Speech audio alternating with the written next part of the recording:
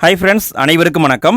6ஆம் வகுப்பு புதிய சமச்சீர் புத்தகம் தமிழ் புத்தகம் அதில் இருக்கிற 2வது இயல் பகுதியிலிருந்து இன்றைக்கி நம்ம லைன் பை லைன் கொஷின் பார்க்க போகிறோங்க.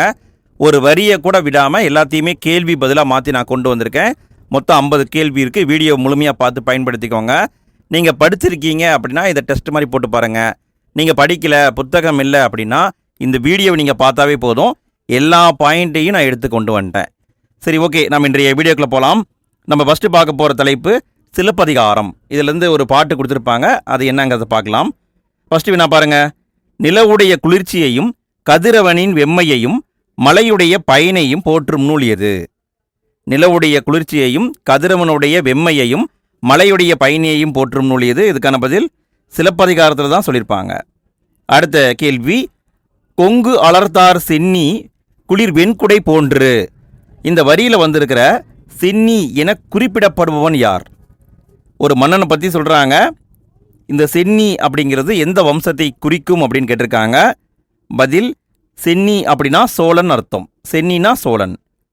அடுத்த வினா பாருங்க. பொறுத்துக. சொல்லையும் அதுக்கான பொருளையும் பொருத்தணும். இதுக்கான பதில் அலி அப்படின்னா கருணை, கொங்கு அப்படின்னா மகரந்தம், அலர் என்றால் மலர்தல், மேரு அப்படின்னா இமயமலை. நல்ல கவனிங்க, மேரு அப்படின்னா இமயமலையை குறிக்கும். அடுத்த கேள்வி, பொறுத்துக. சொல்லையும் அதுக்கான பொருளையும் பொருத்தணும். இதுக்கான பதில் திங்கள் என்றால் நிலவு, திகிரி அப்படின்னா ஆணை சக்கரம், பொற்கோட்டு என்றால் பொன்மயமான சிகரத்தில், நாமநீர் என்றால் அச்சம் தரும் கடல். அச்சத்தை தரும் கடல். இதை கேட்க வாய்ப்பு இருக்குதுங்க, பார்த்துக்கோங்க. அடுத்த கேள்வி, கீழ்கண்ட கூற்றுகளை ஆராய்க. 3 பாயிண்ட் கொடுத்துருக்காங்க, எது சரின்னு சொல்லணும். சிலப்பதிகாரம் என்னும் காப்பியத்தை இயற்றியவர் இளங்கோவடிகள். சேர மன்னர் மரபை சார்ந்தவர் என்று சிலப்பதிகார பதிகம் கூறுகிறது. இவர் காலம் கிமு 2ஆம் நூற்றாண்டு என்பர். இதுக்கான பதில் ஃபர்ஸ்ட் பாயிண்ட் சரிங்க. சிலப்பதிகாரத்தை எழுதியவர் இளங்கோவடிகள். 2வது பாயிண்ட் சரி, சேர மன்னர் மரபை சார்ந்தவர். 3வது பாயிண்ட் தப்பு இருக்கு. இவர் வாழ்ந்த காலம் கிபியில் தான் வாழ்ந்திருக்காரு. கிபி 2ஆம் நூற்றாண்டு. அப்போ விடைன்னு பார்த்தீங்கன்னா 1, 2 மட்டும் சரி. அடுத்த கேள்வி, கீழ்கண்ட கூற்றுகளை ஆராய்க. 3 பாயிண்ட் கொடுத்துருக்காங்க, எது சரின்னு சொல்லணும். 50 காப்பியங்களில் ஒன்று சிலப்பதிகாரம். இதுவே தமிழுடைய முதல் காப்பியம். இது முத்தமிழ் காப்பியம், மக்கள் காப்பியம் என போற்றப்படுகிறது. இதுக்கான பதில் ஃபர்ஸ்ட் பாயிண்ட் சரி. சிலப்பதிகாரம் 5 பெரிய காப்பியங்களில் ஒன்று. 2வது பாயிண்ட் சரி. தமிழுடைய முதல் காப்பியம் அப்படின்னா அது சிலப்பதிகாரம் தான். 3வது பாயிண்டில் தப்பு இருக்குது. இதை மக்கள் காப்பியம் சொல்ல மாட்டாங்க, குடிமக்கள் காப்பியம்னு சொல்லுவாங்க.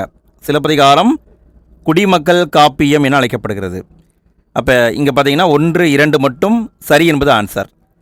அடுத்த கேள்வியை பாருங்கள். இரட்டை காப்பியங்கள் எனப்படுபவை எவை? இரட்டை காப்பியங்கள் என அழைக்கப்படுவது எது? இதை எக்ஸாமில் கேட்டிருக்காங்க ஃப்ரெண்ட்ஸ். இதுக்கான பதில் சிலப்பதிகாரமும் மணிமேகலையும் இரட்டை காப்பியம் என அழைக்கப்படுகிறது. சிலப்பதிகாரம் மணிமேகலை இரண்டும் இரட்டை காப்பியங்கள். அடுத்த கேள்வி, சரியான கூற்றை கண்டறிக.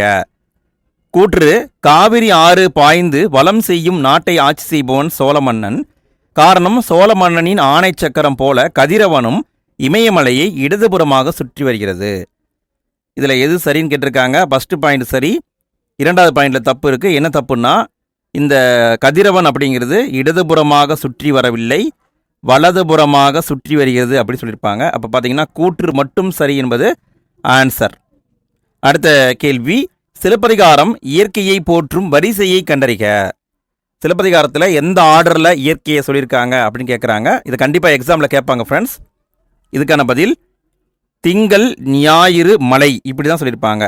ஃபஸ்ட்டு திங்கள்னா சந்திரன், அடுத்து ஞாயிறுனா சூரியன், அடுத்து மலை. இந்த ஆர்டரில் தான் பாடியிருப்பாங்க. அடுத்து நான் பார்க்க போகிறது புத்தக வினாவிடைகள். இந்த பாடலுக்கு பின்னாடி புக் பேக் கொஸ்டின் கொடுத்துருப்பாங்க இல்லைங்களா, அதை பார்க்க போகிறோம். கேள்வியை பாருங்கள். கழுத்தில் சூடுவது என்ன? கழுத்தில் சூடுவது தார். தார்னா மாலைன்னு அர்த்தங்க. அடுத்த வினா, கதிரவனின் மற்றொரு பெயர் என்ன? கதிரவனுடைய மற்றொரு பெயர் ஞாயிறு. ஞாயிறு. அடுத்த வினா, வெண்குடை என்னும் சொல்லை பிரித்து எழுத கிடைப்பது என்ன? வெண்குடை என்னும் சொல்லை பிரித்து எழுத கிடைப்பது வெண்மை கூட்டல் குடை. அடுத்த வினா, பொற்கோட்டு என்னும் சொல்லை பிரித்து எழுத கிடைப்பது என்ன? பொற்கோட்டு என்னும் சொல்லை பிரித்து எழுத கிடைப்பது பொன் கூட்டல் கோட்டு பொற்கோட்டு. அடுத்த வினா, கொங்கு கூட்டல் அலர் என்பதனை சேர்த்து எழுத கிடைக்கும் சொல் என்ன? கொங்கு கூட்டல் அலர் என்னும் சொல்லை சேர்த்து எழுத கிடைப்பது கொங்கலர் அப்படின்னு வருங்க. கொங்கலர் அப்படின்னு வரும். அடுத்த வினா, அவன் கூட்டல் அலிபோல் என்பதனை சேர்த்து எழுத கிடைக்கும் சொல் என்ன? அவன் கூட்டல் அலிபோல் என்ற சொல்லை சேர்த்து எழுத கிடைக்கும் சொல் அவன் அலிபோல். அவன் அலிபோல். அடுத்து நாம் பார்க்க போகிறது காணி நிலம் அப்படிங்கிற தலைப்பில் பாரதியார் எழுதிய ஒரு பாடலை கொடுத்துருப்பாங்க. அதுலேருந்து கேள்விகளை பார்க்கலாம். கேள்வியை பாருங்க. சரியான கூற்றை கண்டறிக. 4 பாயிண்ட் கொடுத்துருக்காங்க. எது சரின்னு சொல்லணும். 21ஆம் நூற்றாண்டின் இணையற்ற கவிஞர் பாரதியார். அவரது இயற்பெயர் சுப்பிரமணியன். காக்கை குருவி எங்கள் சாதி என்று பாடியவர். எட்டயபுரம் மன்னரால் பாரதி என்னும் பட்டம் வழங்கி சிறப்பிக்கப்பட்டவர். இதுக்கான பதில் ஃபர்ஸ்ட் பாயிண்டில் தப்பு இருக்குதுங்க. பாரதியார் 20ஆம் நூற்றாண்டை சார்ந்த கவிஞர். 20ஆம் நூற்றாண்டை சார்ந்த கவிஞர். 2வது பாயிண்ட் சரி. இவருடைய இயற்பெயர் சுப்பிரமணியன். 3வது பாயிண்ட் சரி. காக்கை குருவி எங்கள் சாதின்னு பாடியிருப்பார். 4வது பாயிண்ட் சரி. எட்டயபுரம் மன்னரால் பாரதி என்ற பட்டம் வழங்கி சிறப்பிக்கப்பட்டார்.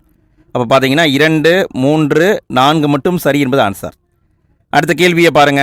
பாரதியார் பற்றிய கீழ்கண்ட கூற்றுகளை ஆராய்க. பாரதியாரை பற்றி 4 பாயிண்ட் கொடுத்துருக்காங்க. எது சரின்னு சொல்லணும். தம் கவிதையின் வழியாக விடுதலை உணர்வை ஊட்டியவர். மண் உரிமைக்காகவும் பெண் உரிமைக்காகவும் பாடியவர். நாட்டுப்பற்றும் மொழிப்பற்றும் மிக்க பாடல்கள் பலவற்றை படைத்தவர். பாஞ்சாலி சபதம், கண்ணன் சபதம், குயில் பாட்டு போன்ற பல நூல்களை இயற்றியுள்ளார். இதுக்கான பதில் ஃபர்ஸ்ட் பாயிண்ட் சரிங்க. விடுதலை உணர்வை தன் பாடல்கள் வழியாக ஊட்டினார். 2வது பாயிண்ட் சரி. மண் உரிமைக்காகவும் பெண் உரிமைக்காகவும் பாடினார். 3வது பாயிண்ட் சரி. நாட்டுப்பற்று மொழிப்பற்று மிக்க பாடல்களை பாடினார். 4வது பாயிண்டில் தவறு இருக்குது. பாஞ்சாலி சபதம் கரெக்டு. கண்ணன் பாட்டு அப்படின்னு வருங்க. கண்ணன் பாட்டு அப்படின்னு வந்திருக்கணும். அப்போ இந்த பாயிண்ட் தப்பு. அப்போ விடைன்னு பார்த்தீங்கன்னா 1, 2, 3 மட்டும் சரி. அடுத்த கேள்வியை பாருங்க. பாரதியார் எழுதிய காணி நிலம் என்ற பாடல் டேஸ் என்ற நூலில் உள்ளது.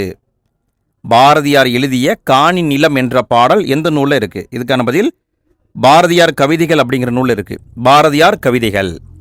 அடுத்து நம்ம பார்க்க போகிறது புத்தக வினாவிடைகள். இந்த பாட்டுக்கு பின்னாடி புக் பேக் கொஸ்டின் கொடுத்துருப்பாங்க இல்லைங்களா, அதை பார்க்கலாம். கேள்வியை பாருங்க. கிணறு என்பதை குறிக்கும் சொல் என்ன? கிணறு என்பதை குறிக்கும் சொல் கேணி. கேணினா கிணறு. அடுத்த வினா, சித்தம் என்பதன் பொருள் என்ன? சித்தம் என்பதன் பொருள் சித்தம்னா உள்ளம். அடுத்த வினா, மாடங்கள் என்பதன் பொருள் மாளிகையுடைய டேஸ். மாடங்கள் அப்படின்னா மாளிகையுடைய அடுக்குகள் அப்படின்னு அர்த்தங்க. அடுத்த வினா, நன்மாடங்கள் என்னும் சொல்லை பிரித்து எழுத கிடைப்பது என்ன? நன்மாடங்கள் என்ற சொல்லை பிரித்து எழுத கிடைப்பது நன்மை கூட்டல் மாடங்கள். அடுத்த வினா பாருங்க. நிலத்தினிடையே என்னும் சொல்லை பிரித்து எழுத கிடைப்பது என்ன? நிலத்தினிடையே என்னும் சொல்லை பிரித்து எழுத கிடைப்பது நிலத்தின் கூட்டல் இடையே, நிலத்தினிடையே. அடுத்த வினா, முத்து கூட்டல் சுடர் என்பதனை சேர்த்து எழுத கிடைக்கும் சொல் என்ன? முத்து கூட்டல் சுடர், இதை சேர்த்து எழுதுனா இச்சு வருங்க. முத்துச்சுடர் என்பது சரி. அடுத்த வினா, நிலா கூட்டல் ஒளி என்பதனை சேர்த்து எழுத கிடைக்கும் சொல் என்ன? நிலா கூட்டல் ஒளி என்ற சொல்லை சேர்த்து எழுத கிடைப்பது நிலா ஒளி அப்படின்னு வருங்க. நிலா ஒளி. அடுத்த வினா, பொறுத்துக. அதாவது பாரதியாருடைய பாடலில் இருக்கிற கருத்துக்களை சரியாக பொறுத்த சொல்லியிருக்காங்க. இதுக்கான பதில் முத்துச்சுடர் போல நில ஒளி வேணும் அப்படின்னு கேட்டிருப்பாரு. தூய நிறத்தில் மாடங்கள் வேணும் அப்படின்னு சொல்லியிருப்பாரு. சித்தம் மகிழ தென்றல் வேணும்னு சொல்லியிருப்பாரு. காதுக்கு இனிய குயிலோசை வேணும்னு சொல்லியிருப்பாங்க. இந்த ஆர்டரை பார்த்துக்கோங்க ஃப்ரெண்ட்ஸ். இப்படியும் எக்ஸாமில் கேட்க வாய்ப்பு இருக்குது. அடுத்து நம்ம பார்க்க போகிறது உரைநடைங்க. சிறகின் ஓசை அப்படிங்கிற தலைப்பில் பறவைகள் வலசை போவதில் பற்றி சொல்லியிருப்பாங்க. அதுலேருந்து கேள்விகளை பார்க்கலாம். ஃபர்ஸ்ட் வினா பாருங்க. கீழ்கண்ட கூற்றுகளை ஆராய்க. 4 பாயிண்ட் கொடுத்துருக்காங்க. எது சரின்னு சொல்லணும். பறவைகள் இடம்பெயர்தலை வலசை போதல் என்பர். வெப்பவாழ் பறவைகளே பெரும்பாலும் வலசை போகின்றன. உணவு, இருப்பிடம், தட்பவெப்பநிலை மாற்றம், இனப்பெருக்கம் இவற்றிற்காகவே பறவைகள் இடம்பெயர்கின்றன. நிலவு, விண்மீன், புவியீர்ப்பு புலம் ஆகியவற்றை அடிப்படையாக கொண்டே பறவைகள் இடம்பெயர்கின்றன. இதுக்கான பதில் ஃபர்ஸ்ட் பாயிண்ட் சரிங்க. பறவைகள் ஒரு இடத்துலேருந்து மற்றொரு இடத்துக்கு போனால் அதை வலசை போதல்னு சொல்கிறாங்க. கரெக்டு. 2வது பாயிண்டில் தப்பு இருக்குதுங்க. நீர்வாழ் பறவைகள், நீரில் வாழக்கூடிய பறவைகள் தான் பெரும்பாலும் வலசை போகின்றன. 3வது பாயிண்ட் சரி. உணவுக்காகவும் இருப்பிடத்துக்காகவும் தட்பவெப்பநிலை மாற்றத்திற்காகவும் இனப்பெருக்கத்துக்காகவும் பறவைகள் வலசை போகின்றன. அது எப்படி போகுதுன்னா 4வது பாயிண்ட் சரி. நிலவு, விண்மீன், புவியீர்ப்பு புலம் இதை அடிப்படையாக வச்சு போகிறது. அப்போ விடைன்னு பார்த்தீங்கன்னா 1, 3, 4 மட்டும் சரி. அடுத்த கேள்வியை பாருங்க. பொதுவாக பறவைகள் வலசை போகும் திசை என்ன? பொதுவாக பறவைகள் வலசை போகும் திசை என்ன? இதுக்கான பதில் வடக்கிலிருந்து தெற்கு நோக்கி போகும், அதே மாதிரி மேற்கிலிருந்து கிழக்கு நோக்கி போகும். வடக்கு டு தெற்கு, மேற்கு டு கிழக்கு. அப்போ விடைன்னு பார்த்தீங்கன்னா 1, 4 மட்டும் சரி. 1, 4 மட்டும் சரி. அடுத்த கேள்வியை பாருங்க. கீழ்கண்ட கூற்றுகளை ஆராய்க. 3 பாயிண்ட் கொடுத்துருக்காங்க, எது சரின்னு சொல்லணும். கப்பல் பறவை பிரிகேட் பேர்டுன்னு சொல்லுவாங்க என்பது சிறகடிக்காமல் கடலையும் தாண்டி பறக்கும் பறவையாகும். தரை இறங்காமல் 100 கிலோமீட்டர் வரை பறக்கும். இது கப்பல் கூளைக்கடா கடற்கொள்ளை பறவை என்றும் அழைக்கப்படுகிறது. இதுக்கான பதில் ஃபர்ஸ்ட் பாயிண்ட் சரிங்க. கடலையும் தாண்டி பறக்கும் பறவைனா அது கப்பல் பறவை தான். 2வது பாயிண்டில் தப்பு இருக்குது. தரையிறங்காமல் 400 கிலோமீட்டர் தூரம் வரைக்கும் கூட இது பறக்கும். 3வது பாயிண்ட் சரிங்க. இதை கப்பல் கூளைக்கடா கடற்கொள்ளை பறவைன்னு சொல்லுவாங்க. அப்போ விடைன்னு பார்த்தீங்கன்னா 1 மற்றும் 3 சரி. அடுத்த வினா பாருங்க. கீழ்கண்ட கூற்றுகளை ஆராய்க. கூற்று ஐரோப்பாவிலிருந்து தமிழகத்திற்கு செங்கால் நாரைகள் வருவது தற்போதைய ஆய்வில் உறுதிப்படுத்தப்பட்டு உள்ளது. காரணம், ஏறத்தாழ 1500 ஆண்டுகளுக்கு முன்பு வாழ்ந்த சத்திநாத புலவர் நாராய் நாராய் செங்கால் நாராய் என்ற பாடலை எழுதியுள்ளார். அந்த பாடலில் உள்ள தென் திசை குமரி ஆடி வடதிசைக்கு ஏகுவீர் ஆயின் என்னும் அடிகள் பறவைகள் வலசை வந்த செய்தியை குறிப்பிடுகின்றன. இதுக்கான பதில் பார்த்தீங்கன்னா ஃபர்ஸ்ட் பாயிண்ட் சரிங்க. 2வது பாயிண்டில் தப்பு இருக்குது. என்ன தப்புனா சத்திநாத புலவர் கிடையாது, சத்தி முத்த புலவர்னு வந்திருக்கணும். சத்தி முத்த புலவர் அவர் தான் சொல்லியிருப்பாரு. இந்த டைரக்டாக எக்ஸாமில் கேட்கலாம். நாராய் நாராய் செங்கால் நாராய் என்று பாடியவர் யாருன்னு கேட்கலாம். சத்தி முத்த புலவர். அப்போ பார்த்தீங்கன்னா கூற்று மட்டும் சரி என்பது ஆன்சர். கூற்று மட்டும் சரி. அடுத்த கேள்வியை பாருங்க. சிட்டுக்குருவி பற்றிய கீழ்கண்ட கூற்றுகளை ஆராய்க. சிட்டுக்குருவியை பற்றி 3 பாயிண்ட் கொடுத்துருக்காங்க, எது சரின்னு சொல்லணும். வெப்ப பகுதிகள் தவிர மனிதன் வாழும் இடங்களில் எல்லாம் சிட்டுக்குருவிகளும் வாழ்கின்றன. இந்தியா முழுவதும் சிட்டுக்குருவிகளை காணலாம். இமயமலைத் தொடரில் 4000 மீட்டர் உயரத்தில் கூட இவை வாழ்கின்றன. இதுக்கான பதில்னு பார்த்தீங்கன்னா ஃபஸ்ட்டு பாயிண்டில் தப்பு இருக்குதுங்க. சிட்டுக்குருவி வாழாத ஒரே ஒரு பகுதினா அது துருவ பகுதியில் மட்டும்தான் வாழாது. 2வது பாயிண்ட் சரி, இந்தியா முழுவதும் சிட்டுக்குருவிகளை பார்க்கலாம். 3வது பாயிண்ட் சரி, இமயமலை தொடரில் 4000 மீட்டர் ஹைட்டில் கூட சிட்டுக்குருவி இருக்கின்றன. அப்போ பார்த்தீங்கன்னா 2, 3 மட்டும் சரி என்பது ஆன்சர். அடுத்த கேள்வியை பாருங்கள். கீழ்கண்ட கூற்றுகளை ஆராய்க. 4 பாயிண்ட் கொடுத்துருக்காங்க, எது சரின்னு சொல்லணும். இன்றைய பறவையியல் ஆய்வாளர்களுக்கு முன்னோடி டாக்டர் சலீம் அலி ஆவார். இந்தியாவுடைய பறவை மனிதர் என்று அழைக்கப்படுகிறார். தன் வாழ்க்கை வரலாற்று நூலுக்கு சிட்டுக்குருவியின் எழுச்சி என பெயரிட்டுள்ளார். மனிதன் இல்லாத உலகில் பறவைகள் வாழ முடியும், பறவைகள் இல்லாத உலகில் மனிதன் வாழ முடியாது என்றார். இதுக்கான பதில் பார்த்தீங்கன்னா ஃபர்ஸ்ட் பாயிண்ட் சரிங்க. இன்றைய பறவையியல் ஆய்வாளர்களுக்கு முன்னோடி டாக்டர் சலீம் அலி கரெக்டு. 2வது பாயிண்ட்டும் சரி, இந்தியாவுடைய பறவை மனிதர் அப்படின்னு அழைக்கப்படுறாரு. 3வது பாயிண்டில் தப்பு இருக்குதுங்க. இவருடைய வாழ்க்கை வரலாற்று நூலுக்கு சிட்டுக்குருவியின் வீழ்ச்சி அப்படின்னு பேர் வச்சிருப்பாரு. சிட்டுக்குருவியின் வீழ்ச்சின்னு பேர் வச்சிருப்பாரு. த ஃபால் ஆஃப் ஸ்பெரோ அப்படின்னு வச்சுருப்பாங்க. 4வது பாயிண்ட்டு சரி. இந்த கூற்றை சொன்னது யார் அப்படின்னு கூட கேட்கலாம். சலீம் அலி அவர் தான் சொல்லியிருக்காங்க. அப்போ பார்த்தீங்கன்னா 1, 2, 4 மட்டும் சரி. அடுத்த கேள்வி. கீழ்கண்ட கூற்றுகளை ஆராய்க. 3 பாயிண்ட் கொடுத்துருக்காங்க, எது சரின்னு சொல்லணும். ஆர்டிக் ஆலா உலகத்தின் மிக நீண்ட தூரம் வலசை போகும் பறவையாகும். பறவை பற்றிய படிப்பு ஆர்னிதாலஜி எனப்படும். உலக சிட்டுக்குருவிகள் நாள் மார்ச் 21 ஆகும். இதுக்கான பதில்னு பார்த்தீங்கன்னா ஃபஸ்ட்டு பாயிண்ட் சரிங்க. ஆர்டிக் ஆலா அப்படிங்கிறது தான் உலகத்தில் மிக நீண்ட தூரம் செல்லக்கூடிய பறவை கரெக்டு. 2வது பாயிண்ட் சரி, பறவைகள் பற்றி படித்தோம்னா அதுக்கு பேர் ஆர்னிதாலஜி. 3வது பாயிண்டில் தப்பு இருக்குதுங்க.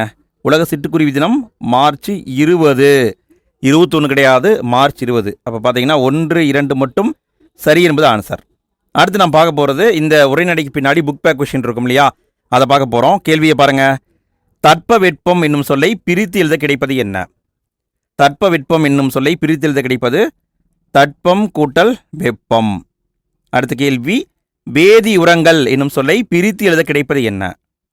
வேதி உரங்கள் இந்த சொல்லை பிரித்து எழுத கிடைப்பது வேதி கூட்டல் உரங்கள், வேதி உரங்கள். அடுத்த வினா.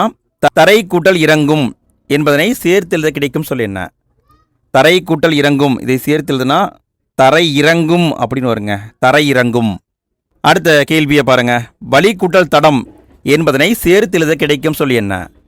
வலி கூட்டல் தடம் என்பதனை சேர்த்து எழுத கிடைக்கும் சொல் வழித்தடம் இத்து வருங்க, இத்து புதுசாக உருவாகும், வழித்தடம் என்பது சரி. அடுத்த வினா, சிட்டுக்குருவி வாழ முடியாத பகுதி என்ன? முன்னையே பார்த்துட்டோம், துருவ பகுதியில் தான் சிட்டுக்குருவி வாழ முடியாது.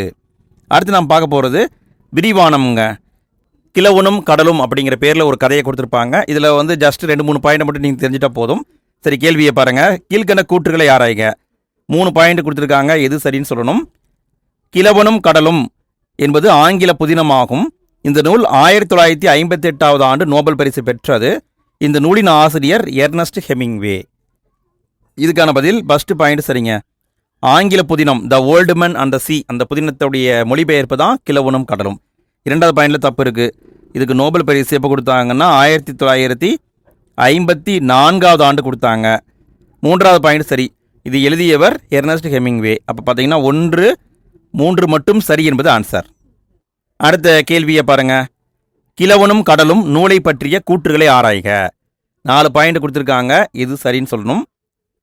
இயற்கைக்கும் மனிதனுக்கும் நடக்கும் போராட்டமே கிழவனும் கடலும் நூலுடைய கதையாகும். இந்த கதையின் நாயகன் சாண்டியாகோ 84 நாட்களாக அவருக்கு ஒரு மீனும் கிடைக்கவில்லை. மனோலின் என்னும் சிறுவன் மீன் பிடிக்க கற்றுக்கொள்ள முதல் 80 நாட்கள் அவருடன் வந்தான். இதுக்கான பதில்னு பார்த்தீங்கன்னா ஃபர்ஸ்ட் பாயிண்ட் சரி. இயற்கைக்கும் மனிதனுக்கும் இடையே நடக்கும் போராட்டம் தான் இந்த கிழவனும் கடலும் அப்படிங்கிற நூலுடைய கதை.